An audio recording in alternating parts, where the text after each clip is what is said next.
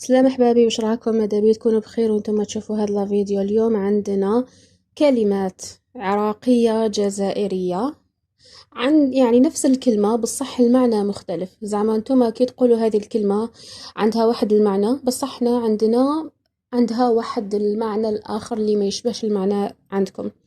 نبداو بأول كلمة واللي هي ولي. ولي يا عمري، ولي ولي. واللي معناتها ارجع باللهجة الجزائرية. بالصح عندنا بالعراقي معناها روح، وتعتبر شتيمة. يعني عندها معنى معاكس. انتم عندكم كي تعيطوا الواحد تقولوا له فلان ولي، زعما ارجع هكذا شوية أرواح، ولي ارجع. بالصح احنا عندنا يا فلان ولي، يعني روح ما تزيدش تجينا، روح ولي، يعني روح اذهب بعيد. هكذا معناتها. الكلمة الثانية عقلي خفيف. كاين بزاف كانوا الجزائريين يقولوا لابتهال الله يبارك عندك عقل بزاف خفيف، وقصدهم باللي ابتهال انتي بزاف ذكية. عندنا بالعراقي فلان عقله خفيف، يعني فلان عقله خفيف يعني يعني انسان انسان جايح. حاشاكم انسان عقله احنا نقول بالعراقي فوت، يعني ما يتفكرش مليح، ما يعرفش يخمم مليح، جايح حاشاكم. كافي ايه لهذه الدرجة. اوكي، على بها عندنا معنى مخالف لهذه الكلمة.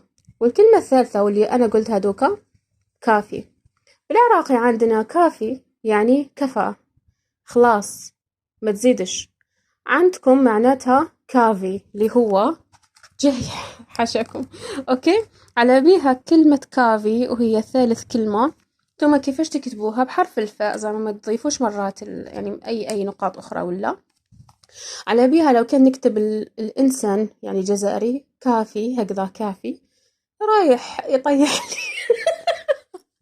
بالصح عندنا كافي معناتها كفى، ما تزيدش، خلاص بركة، هذا وش معناتها.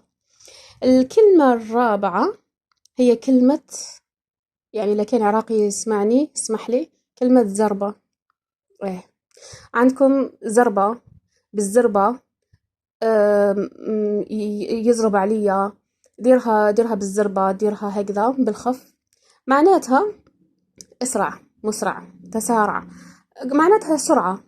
عندنا الزربة حاشاكم السمايل رايحين تشوفوه، هذا عندنا وش معناته.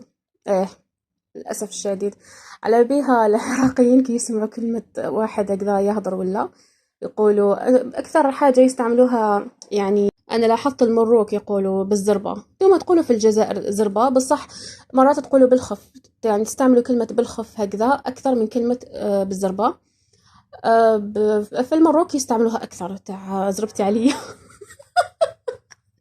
على فيها إيه، هذا هو معناتها عندنا، زعما كلمات متشابهة بالصح معنى آخر ما عنده حتى علاقة. كلمة شحال، انتم عندكم معناتها كم، شحال هذا هكذا تسقسوا. احنا عندنا شحال جاية من الحال.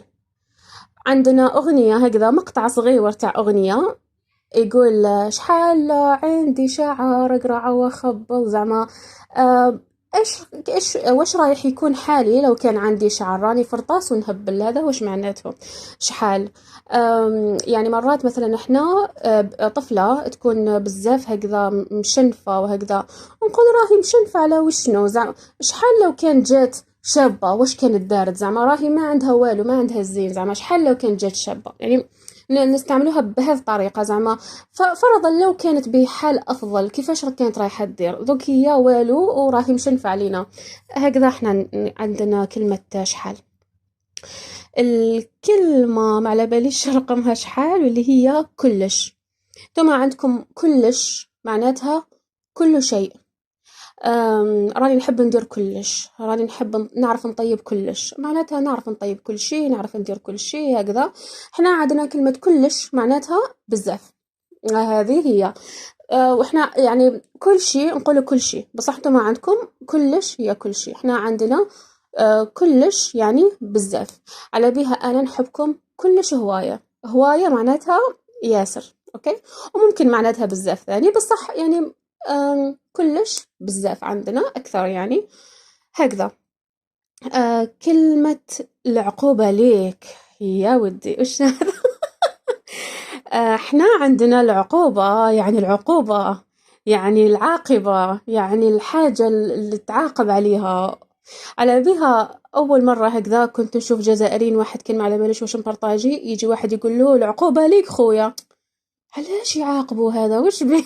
من بعد اكتشفت باللي العقوبة ليك يعني العاقبة ليك باللي انت ثاني دير حاجة بزاف شابة بزاف تحبها، هذا واش معناتها. بس احنا عندنا العقوبة عقوبة هكذا يعني واحد يتعاقب. اوكي. الكلمة التي عندما يسمعها الجزائريون يموتوا بالضحك، بزونة. او ماي جاد. أول كلمة كي نهضر مع جزائري جزائرية حتى مع القطوط الجزائريين كي نقول لهم بزونة، بزازل. ابتهال بزازل والله وش بزازل، حشمة على رواحكم. بزونة معناتها قطة بالعراقي، قطة.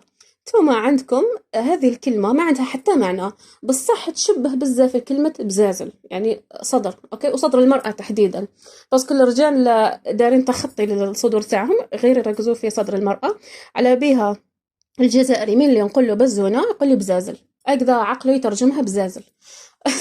والله العظيم والله غير عيب عليكم. الكلمة الأخيرة باسكو حسيت راني طولت بزاف عليكم، كلمة عفتة. أوكي. أنا ابتهال عفت اليوتيوب 7 سنوات، يعني أنا ابتهال تركت اليوتيوب 7 سنوات. ثم كلمة عفتة ما تقولوش عفتة، تقولوا نعافو، يعيف فلان يعيف حشاكم، معناتها أتقزز منه، أشمئز منه. إحنا عندنا عفتة يعني تركته، خليته، تركته. هكذا. ثم عندكم عفتة يعيف، نعافو يعني نتقزز منه. على بها نفس الكلمة ولكن بمعنى ما عنده حتى علاقة. إلى كاين كلمات ثانية جات في بالكم كتبوها لي في لي كومنتار. لاحظت باللي كان في العراق والجزائر بصح عندهم يعني استخدام مختلف. ماذا بي تقولوها لي ونحبكم بزاف. سلام.